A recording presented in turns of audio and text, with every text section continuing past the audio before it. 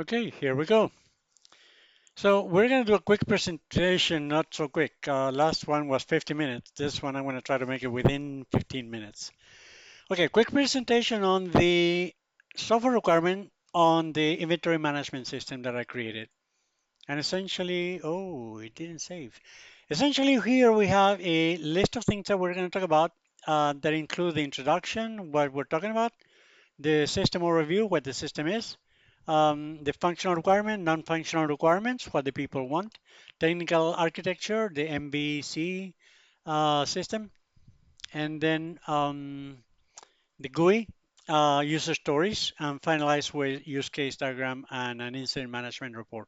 That's a little extra. It's all a presentation of this um, book, booklet or whatever software that I wrote here. This is essentially what the contract will be. The um, the inventory management system has classes, has actions, has security, etc. But let's go one by one on this presentation. And also I need the software open. Yep, I got it right here. All right, so the presentation, introduction, what we're talking about. We're talking about what we're doing here, which is an inventory management system. We're going to talk about inventory, users, and suppliers. Initially, I only had a inventory to worry about, but then I expanded it. I brought generics in so I could have suppliers and users. Now, the suppliers and users basically are people. They need name, ID, phone number, email address, basic stuff. So those are brought into a generic. Inventory has a couple more like SKU number, description, which users don't have. The scope, basically this presentation, the GUI with the logic is the Java, and the data, which is the database, which is right here. And again, it's all working. That's users. I'm gonna do a quick run for products, and these are my products.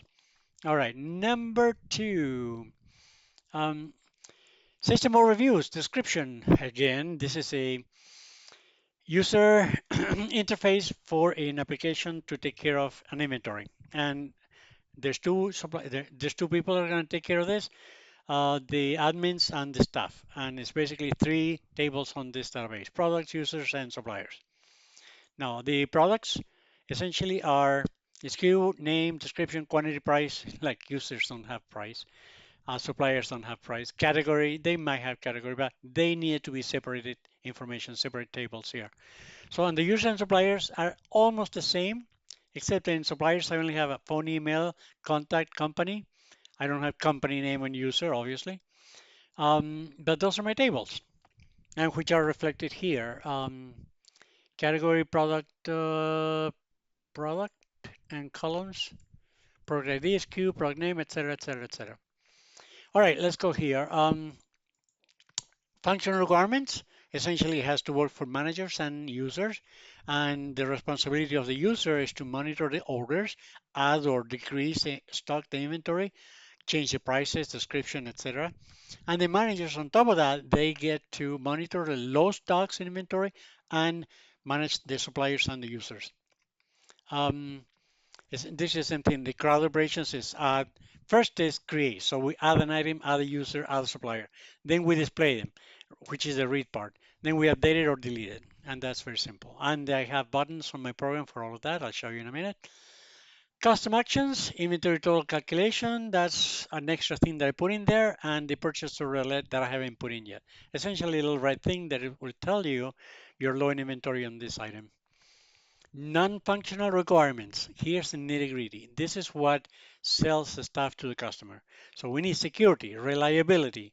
Um, we need crash-proof validation for reliability, redundancy, backup recovery, deployment.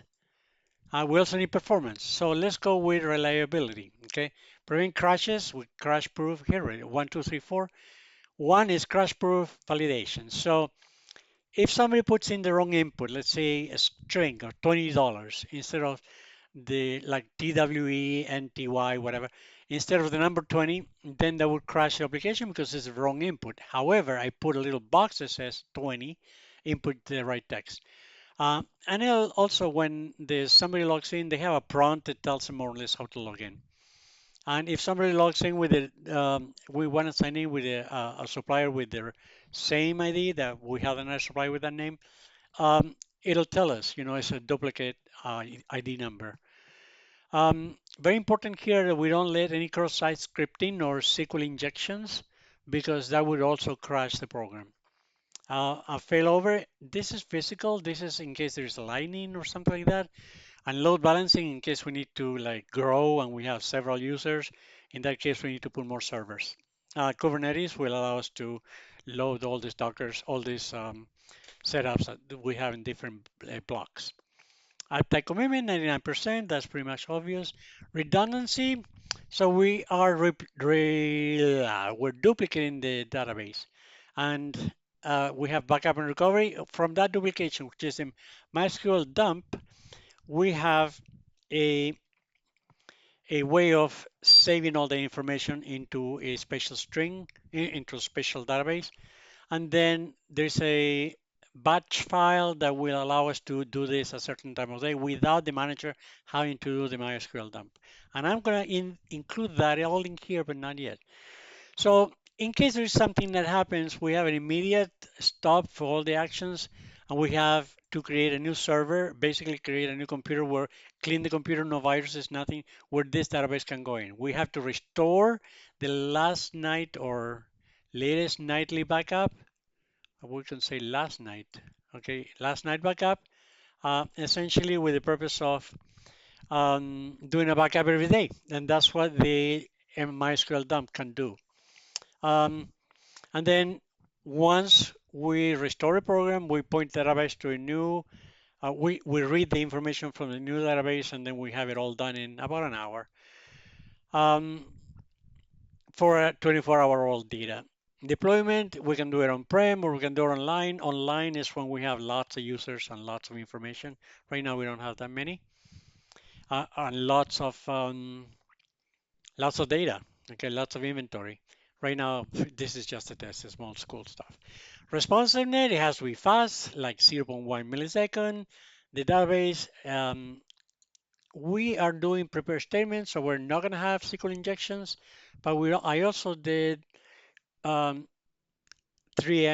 what is it called? Normalization. I also normalized the database so that we won't have repeated data and it will be faster in operating, which essentially is just milliseconds. Now the scalability. We're doing vertical when we're increasing the power of the machine. Like in my laptop, I bought it with 16, I have 64, and I also bought it with an SSD. Now I got an NVMe and SSD, and I also have RAIDs. This is an external networking hard drive. I don't know if you can see it. And with this one, I can connect to the network and the router, and any laptop or any user can connect to this information in that 20 gigabyte hard drive. I also have, well, never mind. I have more um, Western Digital books like that. A whole bunch of those right there.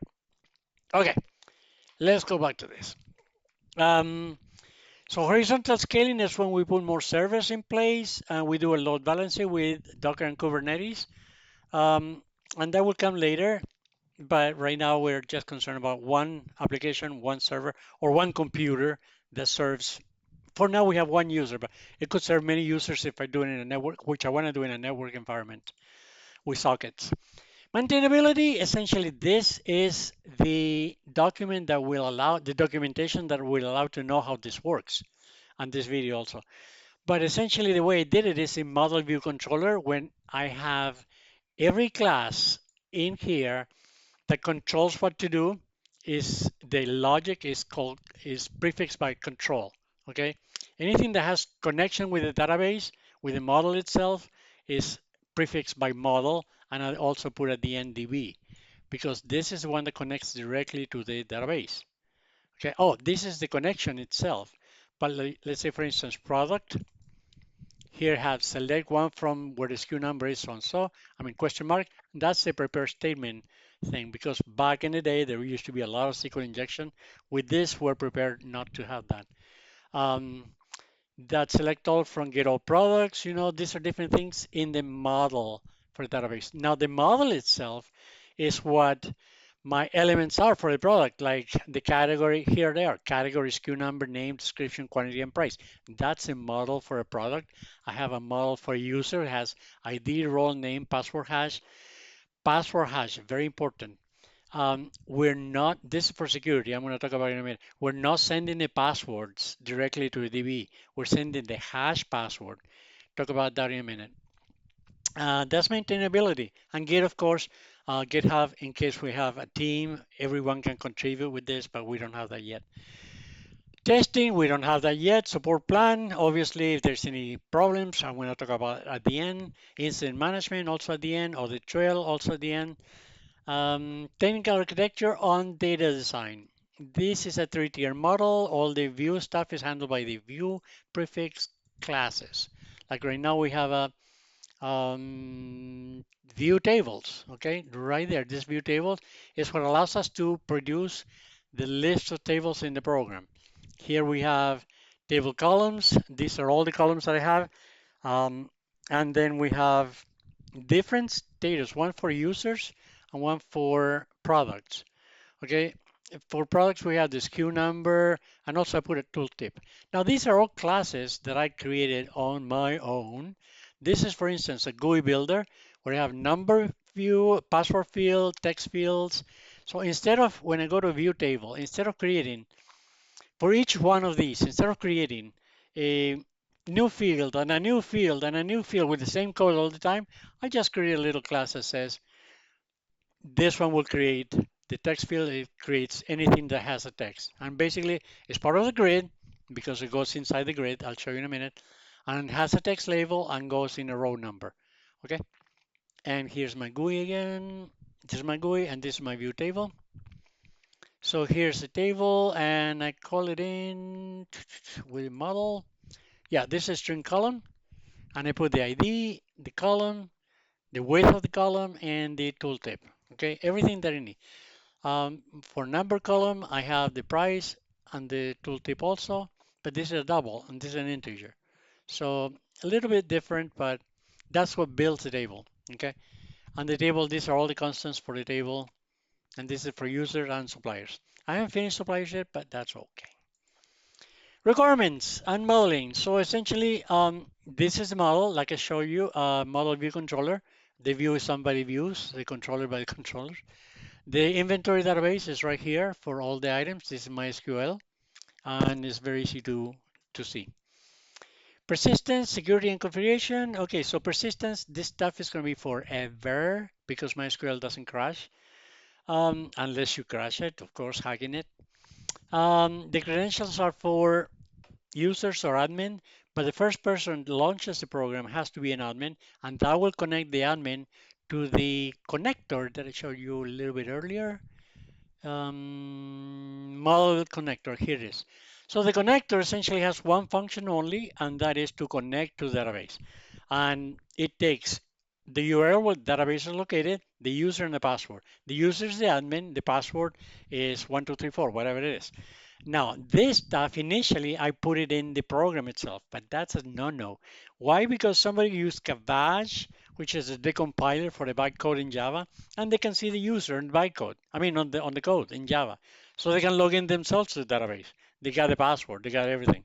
So what I did is I put it in a separate file called config properties. So what this does is basically those three lines. Nothing but opens the database with this information, config property. That's all it has. So the model here for the connection uses those. First, it reads. It's an input stream that connects to the database. So it reads those the DB URL, user, and password, and then it uses that info URL, the who, the user, and the PWD, the password, for the driver manager to connect to the database. Get connection with those three items. And then we say connection established successfully. So that's the class for controller. Anyway, persistence, security, runtime configuration, that's the dbconfig. Dbconfig is, this is, I changed the name. It used to be called dbconfig, now it's called model connection, okay? And the share connection for one connection for everybody. So what's the philosophy here? we're doing this with a lot of comments so that people could understand what I'm doing. I'm explaining on this green comments everything that I'm doing, and then I'm also putting little extra comments on the side that allow people to understand which is each step means. I'm putting numbers like one, two, three, etc. And I define it, I'll put a lot of white space. So essentially, this is very easy to operate. Okay. My tables, unless they're obvious, like in this one, don't have a lot of comments, but I mean my classes, but most of them do. Little comments here that explain what the class does. All right. And yeah, the next one is how are you timing? Okay, fast. The storage plan and retention, essentially, we are going to retain data for 7 years. That's legal. Backup and recovery. So this is a weekly or daily backup. Why suggest daily backup and with a MySQL dump? And then with a batch script, I haven't written it yet, so that we can write that automatically into the MySQL. Now, MySQL server has to be open 24/7 for that reason. So I haven't done the export, but we can import yet. We can import from a CSV. I'll show you the program in a minute. And then synchronization, of course, was when we crash, we need to get it from another database, or we can get it from the online version of database. The GUI design is friendly, minimalist, single window design, modal window sometimes, and it's essentially role-based access. Nobody can see some of the buttons and only the admin can see. I put a lot of tooltips in many things, and essentially it starts a login and goes to main, we're going to see in a minute, and then there's a header on top, the center table, and the left navigation with the crowd buttons. All right. Um, then the role-based visibility, of course, the admin and the staff. Interaction, a lot of tooltips.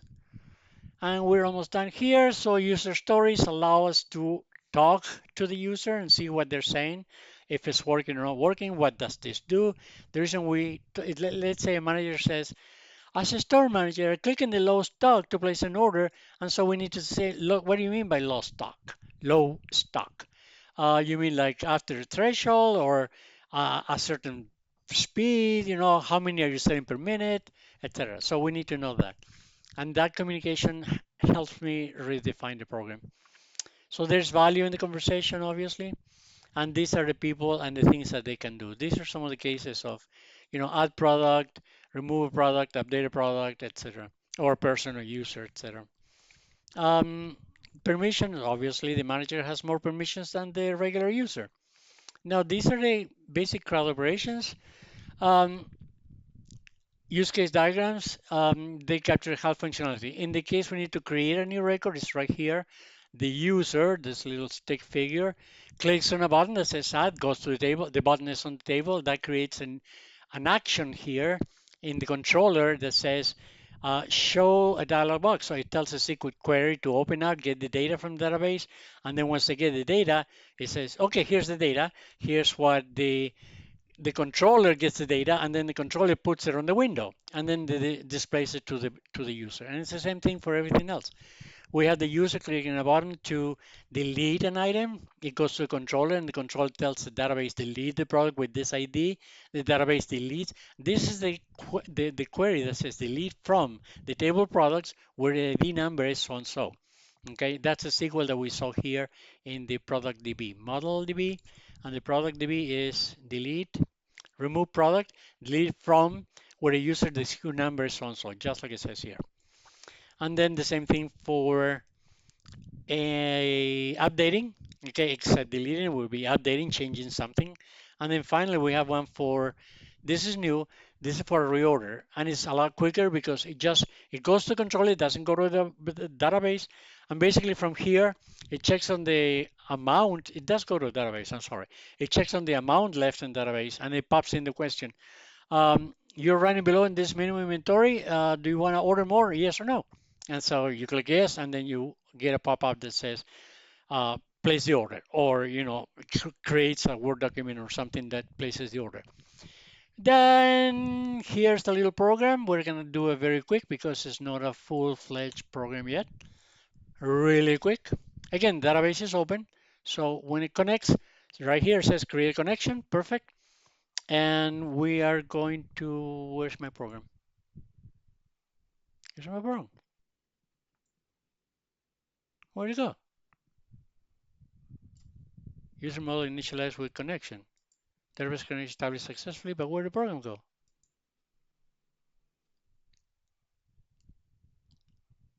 There it is. Haha. In the wrong window. Okay.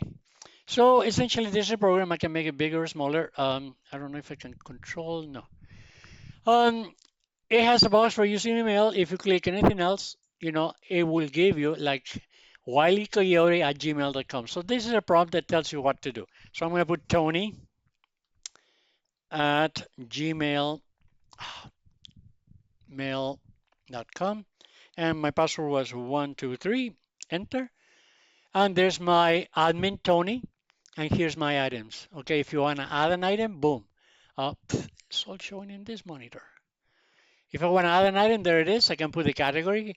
The new version, actually, I have the categories listed up here, but it's not implemented yet. And I have like 3 or 4 categories. It says select from um, the SKU number, name, description, quantity, and price, and then you save it. Let's say category would be hard drive, HD. SKU number would be 957, whatever. Name is hard drive 2. Description, oh, come on, HD, whatever. Quantity 22. Price 22.22. Now let's say we put 20. Yeah, it's not letting me. I'm trying to type a screen. It's not letting me, except for the dot. It's not letting me type the screen because it is only accepting doubles, in this case, currency.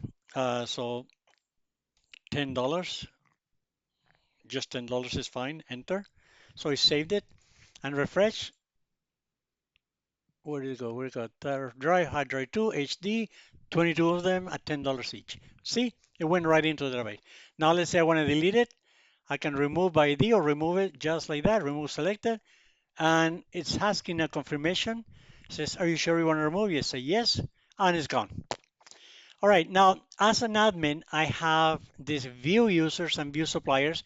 They're not totally implemented yet because I have to do connections with this. The controllers are not working, okay? But the tables are there. But let me log out. I don't have logout. Do I need to do a logout? So let me log out and restart it as a regular um, user. You'll see a couple of differences. Here we go. I'm sorry, that's my main monitor. That's why. Okay, so I'm going to put Russ, my roommate, Russ, gmail.com. And the password was 345. And login. Okay, so he does not have the same buttons that I have. I have view users, he doesn't. Okay, view suppliers, he doesn't. He can delete an item, and then the question is, do you want to delete? Yes, and that item is gone. And he can add an item the same way with the same prompts. Yes, and he can add an item, but he doesn't add the views because he's an admin. He cannot add suppliers. He cannot add more users or change privileges to users. No, no. So this is a program, very quick, very simple. And what else, Manny? What else? The database. Okay. So I had view products. So now check it out. I reduced one of these, and I'm gonna run that again. And should be one less in here, one less in there, obviously. Okay. So that's it. That's a program. That's the presentation.